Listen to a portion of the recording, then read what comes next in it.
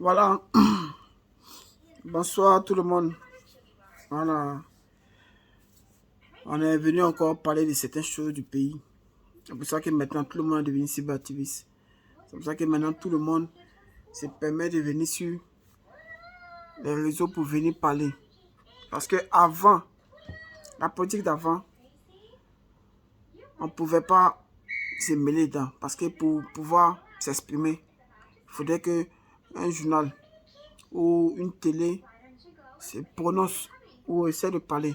Ça veut dire que même quand les journaux essaient de dire certaines choses, on ne pouvait pas démentir, on ne pouvait pas trafiquer tout.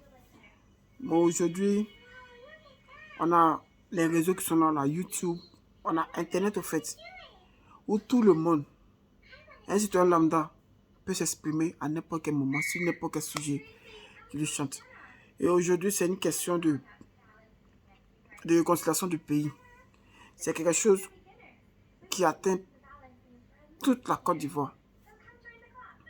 C'est quelque chose qui parle de toute la Côte d'Ivoire, en fait.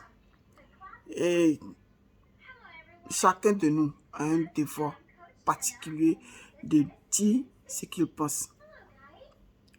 Chacun de nous a ses opinions, on a nos divergences, on a notre façon de voir les choses, on a notre façon d'appréhender les choses quand on nous parle.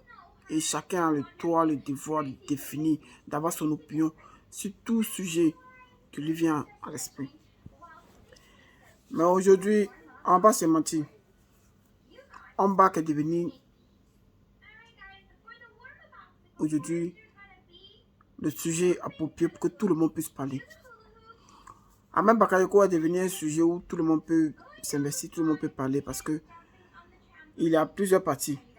Il y a les GO, il y a le GPS, il y a le RHDP, le RDR, le FPI, que j'avais dit les GO, et le PDCI. Et tous ces partis-là, c'est des partis qui se guettent au fait. Tout le monde veut avoir raison.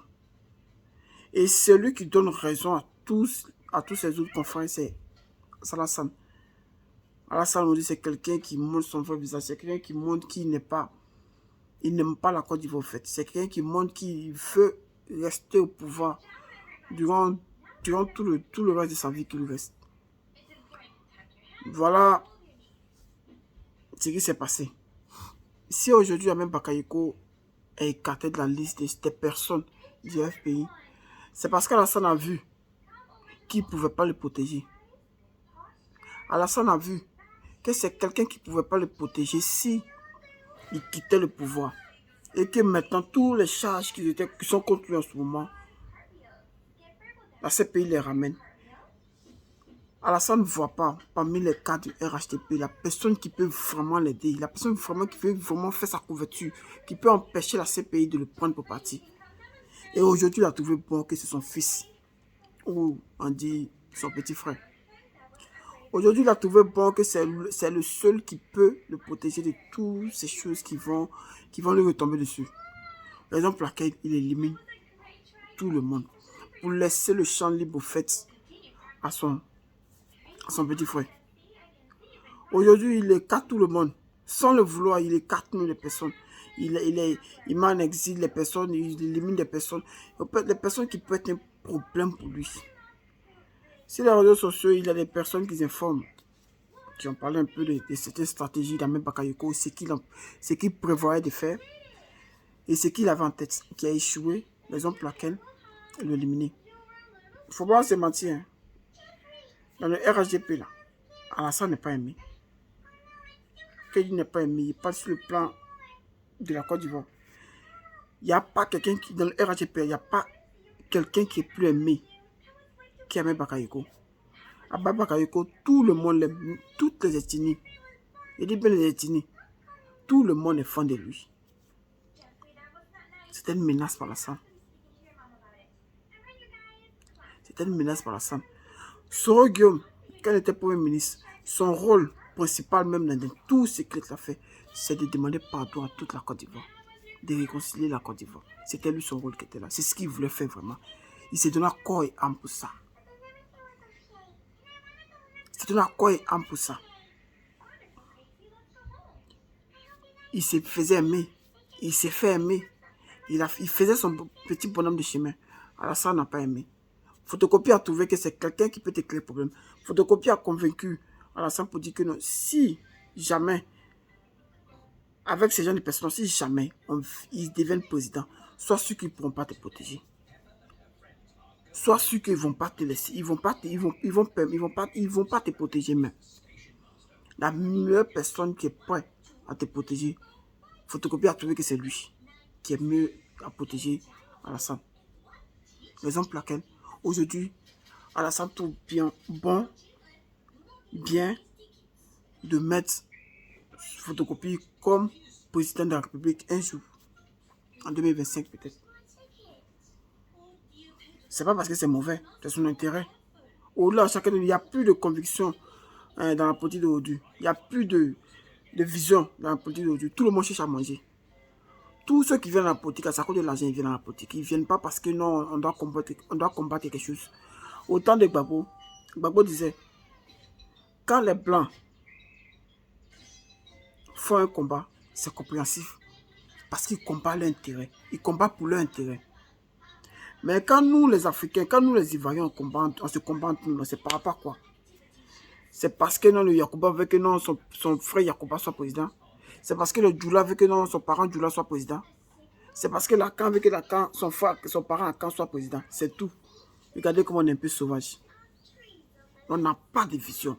C'est nous que nous, on ne prie pas pour que la Côte d'Ivoire soit bien.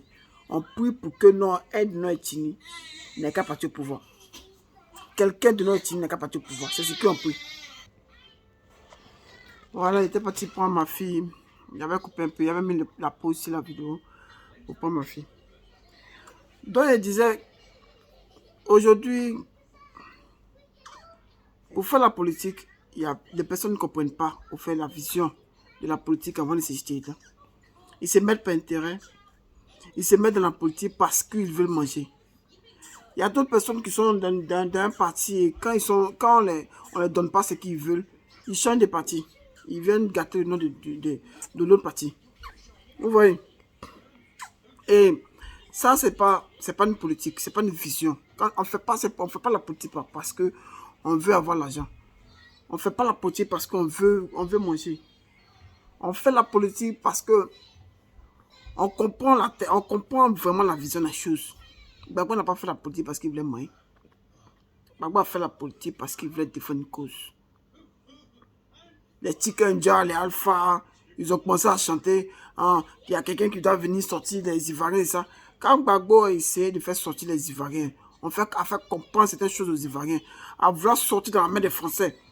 Même si on ne va pas sortir totalement, on ne peut rien faire sans les Français. Ça, on ne peut pas se mentir. Mais au moins, on allait pouvoir faire 50-50, 50-50 avec les Français. Quand ils ont commencé ça là, c'est pas le même Alpha Blondy qui a dit qu'ils sont venus dire ici que non, Gbagbo c'est le plus stupide, c'est le plus idiot de tous les présidents de Côte d'Ivoire. Mais pourtant, c'est lui qui chantait ça sur tous les toits. Donc ça veut dire que nous-mêmes là, on ne sait pas ce qu'on veut, mais au fait. Tout ce qui est demandé à la Côte d'Ivoire là, c'est la réconciliation. Parce qu'à la longue là, celui qui va être président, si l'action n'est pas réconciliante, nous pour se comprendre, celui qui va être président, c'est Photocopie. Et quand Photocopie serait président, ça ne serait pas bon pour la Côte d'Ivoire. Non, on ne pourra plus parler. On ne pourra plus rien faire. Les cyberactivistes, quoi que ce soit, il n'y a pas quelqu'un qui pourra faire quelque chose. Dans le pays, c'est-à-dire que non, lui là, il va trop but, il en bounette des 4. Donc là, si on ne s'est pas compris vite, avant 2025 là, ça va être un problème, hein. Faut pas se mentir, ça va être un problème, un gros problème. Je vous en prie, la Côte d'Ivoire. Je vous en prie, Djoula, Bété, Gouro, Senfo, Malien. Non, pas Malien. Pourquoi Malien? Agni, Akam, tous les ethnies de Côte d'Ivoire, les 64 ethnies, on va prendre assez. S'aimer, respecter. On va prendre à se parler. Si on a un problème, on va régler ça entre nous, de foi la politique. Oh Dieu, c'est GPS. Ouais, c'est GPS, c'est sur GPS. Avant, il suivait Gbagbo. Gbagbo va plus faire la politique bientôt. C'est Blé Goudé qui est venu. On pense Blé Goudé parce que Blé Goudé était avec Gbagbo. Non. On suit l'idéal. On suit la vision. Blé Goudé a une bonne carte en ce moment dans ses mains. Il a une bonne carte pour la Côte d'Ivoire. Il a une bonne carte pour les Ivoiriens. C'est-à-dire que lui et Pierre Bakayoko, c'est eux qui étaient plus proches de la Côte d'Ivoire, les Ivoiriens, le peuple ivoirien. Alassane n'est pas près il n'a jamais été proche des Ivoiriens, comme Gbagbo. Blé Goudé est proche des Ivoiriens. Il est proche des militaires, il est proche de la jeunesse, il est proche des vieux, il est proche de tout le monde. Si on doit donner une carte à quelqu'un, ou on doit le mettre à Côte d'Ivoire entre les mains de quelqu'un, ça serait Sorokio. Il ne faut pas se mentir. Il est jeune, c'est vrai. Aussi, il est aussi jeune comme le président de France aujourd'hui. Donc, il ne faut pas négliger, il ne faut pas voir faire de jeunesse ou bien trop dire qu'il est trop pressé. Il n'est pas pressé, c'est la vision qu'il a compris. Il a compris vite le mensonge de l'ensemble. C'est pour ça qu'aujourd'hui, il s'est retrouvé écarté, il s'est retrouvé exilé. Apprenons à comprendre certaines choses avant de se jeter dans la politique. C'est important. On ne se met pas dans la politique parce que mon oncle est bêté. Donc, non, on se met dans la politique parce qu'on voit quelque chose de meilleur demain. Vous voyez nos enfants? Si on ne se lève pas de suite là, on ne se lève pas pour nos trucs là. On laisse quelle Côte d'Ivoire? Nous, on a des enfants. Ouais, une fille qui est couchée là-bas. Ben là, comme des please. Comme c'est hello. Comme c'est only hello. Ah, c'est comme. Elle a honte. Elle n'est pas venue. Donc, tout ça là, c'est une Côte d'Ivoire, on doit laisser. C'est une Côte d'Ivoire tranquille, on doit laisser à quelqu'un. On doit laisser aux enfants. Donc, nous, on ne vient pas parce que non, nous donnons en politique. Ou bien on veut moyen en politique. Nous, on vient en politique pas pour défendre l'intérêt de nos enfants de demain. Parce qu'aujourd'hui, nous, on est ici, là. Demain, là, si on doit partir au pays, là, on doit partir pour laisser montrer quelque chose de mieux à nos enfants. C'est pas pour aller montrer la guerre, ou bien les crises, ou bien les balles perdues, ou bien les maisons trouées, ou bien les maisons percées. Ou bien les pays en feu, ou bien les villes en feu, ou bien... Non. Ouais, d'abord, ils sont dit, tel ne va pas là-bas. Tel ne va pas là-bas. Non, c'est pas ça, là. Hein. Ils constituent pour une cause. Ils constituent pour une cause. On parle de réconciliation. Ils constituent pour une cause. On ne parle pas de guerre, il ne parle pas de la salle, il ne parle pas de Gbagbo, il parle de nous-mêmes, Ivoiriens.